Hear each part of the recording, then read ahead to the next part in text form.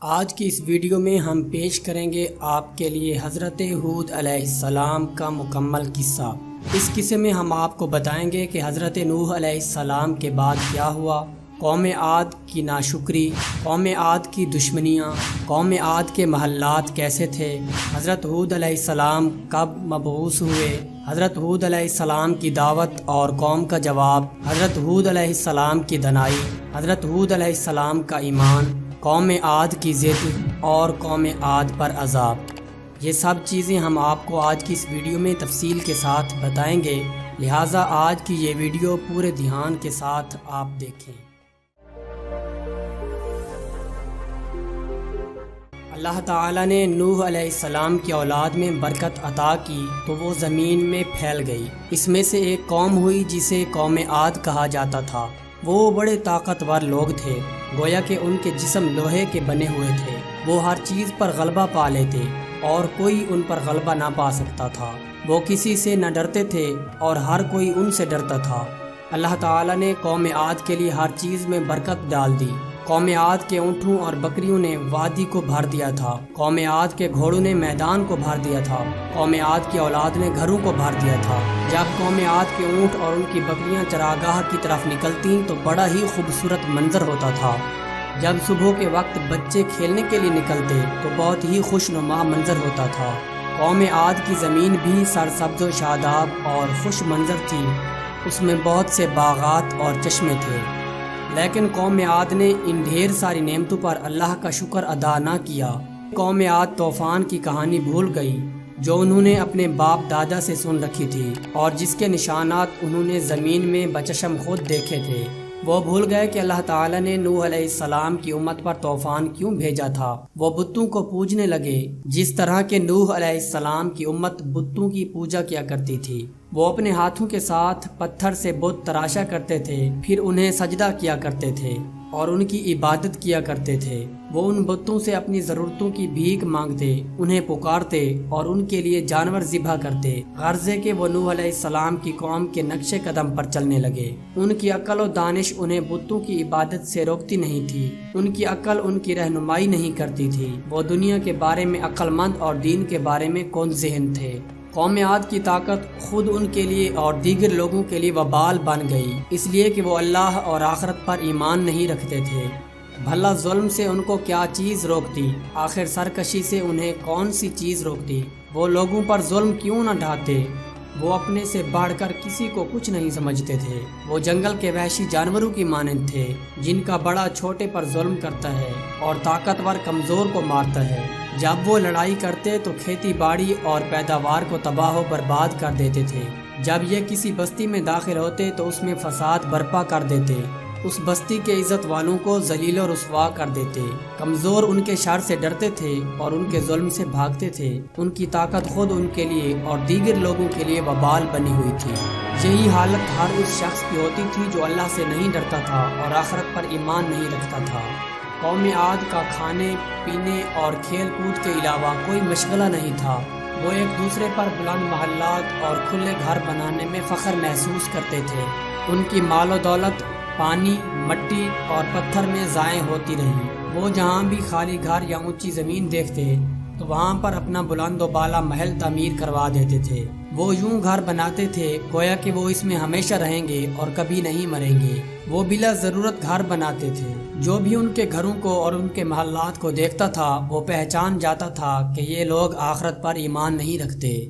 اللہ تعالیٰ نے چاہا کہ عاد کی طرف ایک رسول بھیجے، کیونکہ اللہ تعالیٰ اپنے بندوں کے لیے کفر کو پسند نہیں کرتا۔ اللہ تعالیٰ زمین میں فساد کو پسند نہیں کرتا۔ قوم عاد اپنی عقل صرف کھانے پینے اور کھیل کود اور گھر بنانے میں استعمال کیا کرتی تھی۔ ان کی عقلیں خراب ہو گئیں اس لیے کہ وہ انہیں دین میں استعمال نہیں کرتے تھے۔ قوم عاد دنیا کے بارے میں عقل مند اور دین کے بارے میں کون ذہن تھے۔ وہ پتھر کی عبادت کرتے اور سمجھتے نہیں تھے۔ اللہ نے چاہا کہ ان کی طرف ایک پیغمبر بھیجے جو ان کی رہنمائی کرے۔ اللہ تعالیٰ نے چاہا کہ یہ پیغمبر انہی میں سے ہو، وہ اسے پہچانتے ہوں اور اس کی بات سمجھتے ہوں۔ وہ پیغمبر ہود علیہ السلام تھے۔ وہ قوم عاد کے ایک شریف گھرانے میں پیدا ہوئے اور اس نے عقل و دانش اور نیکی کے ماحول میں پرورش پائی۔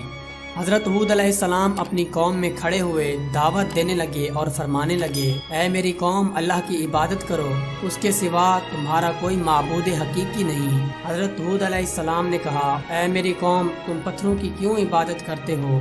اس ذات کی عبادت کیوں نہیں کرتے جس نے تمہیں پیدا کیا؟ اے میری قوم، یہ پتھر جن کو کل تم نے تراشا تھا، آج تم کیسے ان کی پوجا کرنے لگے؟ اللہ نے تمہیں پیدا کیا، اس نے تمہیں روزی دی، اس نے تمہارے مال، اولاد، کھیتی باڑی اور پیداوار میں برکت دی، تمہیں نوح علیہ السلام کے بعد ان کا جانشین بنایا، تمہیں جسمانی طاقت عطا کی۔ ان نعمتوں کا حق یہ ہے کہ تم اللہ کی عبادت کرتے اور اس کے علاوہ کسی کی عبادت نہ کرتے۔ یہ کتا جس کی طرف تم ایک ہڈی پھینکتے ہو وہ تمہارا گھر نہیں چھوڑتا، وہ سائے کی طرح تمہارے پیچھے لگا رہتا ہے۔ کیا تم نے کسی ایسے کتے کو دیکھا ہے کہ وہ اپنے آقا کو چھوڑتا ہو اور اس کے علاوہ کسی اور کی طرف جاتا ہو؟ کیا تم نے کسی جانور کو دیکھا ہے جو کسی پتھر کی عبادت کرتا ہو؟ کیا تم نے کسی جانور کو دیکھا ہے کہ وہ کسی بت کو سجدہ کرتا ہو؟ کیا انسان جانور سے بھی زیادہ ذلیل ہے یا وہ جانور کی نسبت عظیم تر ہے؟ قوم عاد کھانے پینے اور کھیل کود میں مشغول تھی، وہ دنیا کی زندگی پر راضی تھے اور اسی پر مطمئن تھے۔ ہود علیہ السلام کی باتوں سے ان کا دل تنگ ہوا اور انہوں نے ایک دوسرے سے کہا، ہود کیا کہتا ہے؟ ہود کیا چاہتا ہے؟ ہمیں اس کی باتوں کی سمجھ نہیں آتی۔ انہوں نے کہا کہ یہ بے وقوف ہے یا دیوانہ ہے۔ جب حضرت ہود علیہ السلام نے انہیں دوسری مرتبہ دعوت دی تو اس کی قوم کے چودھریوں نے کہا، ہم تجھے دیوانگی کی حالت میں دیکھ رہے ہیں اور ہم تجھے جھوٹا خیال کرتے ہیں۔ آپ نے فرمایا، اے میری قوم، میں دیوانہ نہیں، میں تو سب جہانوں کے رب کا رسول ہوں۔ میں تمہیں اپنے رب کے پیغامات پہنچاتا ہوں اور میں تمہارے لیے خیر خواہ اور دیانتدار ہوں۔ حضرت ہود علیہ السلام اپنی قوم کو نصیحت کرتے رہے اور انہیں حکمت اور نرمی کے ساتھ دعوت دیتے رہے۔ حضرت ہود علیہ السلام نے کہا، اے میری قوم، کل میں تمہارا دوست اور بھائی تھا، کیا تم مجھے پہچانتے نہیں؟ میرے بھائیوں، تم مجھ سے کیوں ڈرتے ہو اور مجھ سے دور کیوں بھاگتے ہو؟ اے میری قوم، میں تم سے اس دعوت کے بدلے کچھ مال نہیں مانگتا، میری مزدوری تو اللہ کے ذمہ ہے۔ اے میری قوم، تم اگر اللہ پر ایمان لے آؤ تو تمہیں ڈر کس بات کا ہے؟ اللہ کی قسم، تم اپنے مال و دولت میں کچھ بھی تو کمی محسوس نہیں کرو گے۔ ایمان لے آؤ گے تو اللہ تمہارے رزق میں برکت دے گا اور تمہاری طاقت میں اضافہ کرے گا۔ اے میری قوم، تم میری رسالت پر حیران کیوں ہوتے ہو؟ اللہ ایک ایک فرد سے بات نہیں کرتا، اللہ ہر کسی سے مخاطب نہیں ہوتا کہ اسے کہے کہ تم یوں کرو، تم ایسے کرو۔ اللہ ہر قوم کی طرف انہی میں سے ایک آدمی بھیجتا ہے جو ان سے باتیں کرتا ہے اور انہیں نصیحت کرتا ہے۔ اس نے مجھے تمہاری طرف رسول بنا کر بھیجا تاکہ میں تم سے باتیں کروں اور تمہیں نصیحت کروں۔ قوم عاد نے کوئی جواب نہ دیا، وہ جان نہ سکے کہ ہود کو کیسے جواب دیں، لیکن جب وہ عاجز آ گئے تو انہوں نے کہا، ہمارے معبود تجھ پر ناراض ہو گئے ہیں، اس لیے تیری عقل کو بیماری لاحق ہو گئی ہے، تجھ پر ہمارے خداؤں کا وبال پڑ گیا ہے۔ حضرت ہود علیہ السلام نے کہا، یہ بت پتھر کے ہیں، نہ یہ کسی کو فائدہ دے سکتے ہیں اور نہ ہی نقصان۔ یہ بت تو پتھر ہیں، نہ بولتے ہیں، نہ سنتے ہیں اور نہ ہی دیکھتے ہیں۔ یہ بت نہ خیر کے مالک ہیں اور نہ ہی شر کے، نہ یہ کسی کے لیے فائدہ کے مالک ہیں اور نہ ہی نقصان کے۔ تم بھی نہ خیر کے مالک ہو اور نہ شر کے، نہ تم میرے فائدے کے مالک ہو اور نہ ہی نقصان کے۔ میں تمہارے معبودوں پر ایمان نہیں لاؤں گا اور نہ ہی ان سے ڈرتا ہوں۔ جو تم لوگ شرک کرتے رہتے ہو میں اس سے بری ہوں، میں تم سے بھی نہیں ڈرتا۔ بھلا تم سب مل کر میرے خلاف سازش کر کے دیکھ لو۔ میں نے اپنے اور تمہارے رب یعنی اللہ پر بھروسہ کیا ہے، ہر چیز اس کے قبضہ میں ہے، کوئی پتا بھی اس کی اجازت کے بغیر نہیں گرتا۔ قوم عاد نے یہ سب کچھ سنا لیکن وہ ایمان نہ لائے۔ حضرت ہود علیہ السلام کی نصیحت ان میں رائے گاں ہو گئی، حضرت ہود علیہ السلام کی دنائی ان میں ضائع ہو گئی۔ انہوں نے کہا، اے ہود، تیرے پاس نہ کوئی دلیل ہے نہ ثبوت۔ اے ہود، ہم اپنے پرانے خداؤں کو تیری نئی بات کی وجہ سے نہیں چھوڑیں گے۔ کیا ہم ان خداؤں کو چھوڑ دیں جن کی ہمارے باپ دادا عبادت کیا کرتے تھے محض کسی کے کہنے پر؟ یہ ہرگز نہیں ہو سکتا، ایسا قطعاً نہیں ہو سکتا۔ اے ہود، تو ہمارے خداؤں پر ایمان نہیں رکھتا اور نہ ہی ان سے ڈرتا ہے، ہم بھی تیرے خدا پر ایمان نہیں لائیں گے اور نہ ہی ہم اس کے عتاب سے ڈرتے ہیں۔ ہم تجھ سے بہت زیادہ سنتے ہیں کہ تو عذاب کا تذکرہ کرتا ہے۔ اے ہود، وہ عذاب کہاں ہے؟ وہ کب آئے گا؟ حضرت ہود علیہ السلام نے فرمایا، بے شک اصل علم تو اللہ کے پاس ہے، میں تو واضح طور پر ڈرانے والا ہوں۔ قوم عاد نے کہا ہم اس عذاب کا انتظار کرتے ہیں اور اسے دیکھنے کا شوق رکھتے ہیں۔ حضرت ہود علیہ السلام ان کی جرأت پر حیران رہ گئے۔ حضرت ہود علیہ السلام نے ان کی حماقت پر افسوس کا اظہار کیا۔